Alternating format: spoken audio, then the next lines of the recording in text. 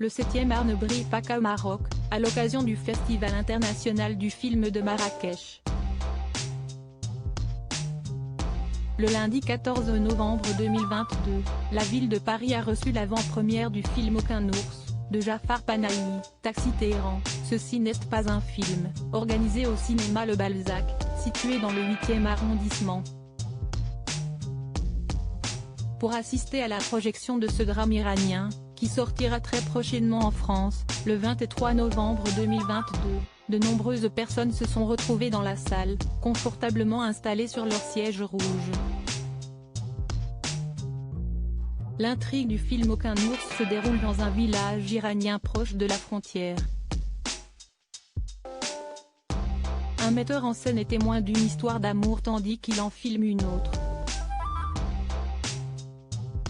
Et un couple d'amoureux est justement venu applaudir l'avant-première française du long-métrage, Siesti. Ariel Dombal et son époux de toujours, Bernard-Henri Lévy.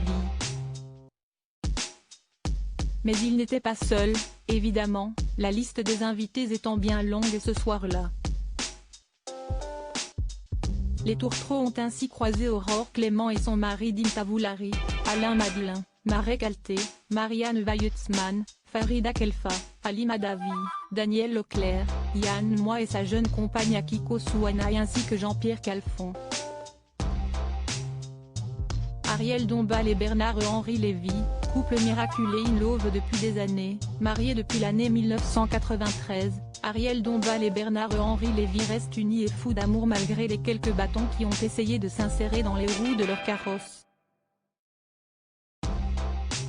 Alors qu'il devait dire oui à sa chère et tendre, à Saint-Paul-de-Vence il y a 29 ans, l'écrivain et philosophe avait failli rester bloqué en Bosnie-Herzégovine, à Sarajevo, alors que la ville était en état de siège. Le pont aérien était totalement interrompu, expliquait-il sur le plateau de l'émission Le Divan. J'ai réussi à arriver à mon mariage avec un avion de l'ONU.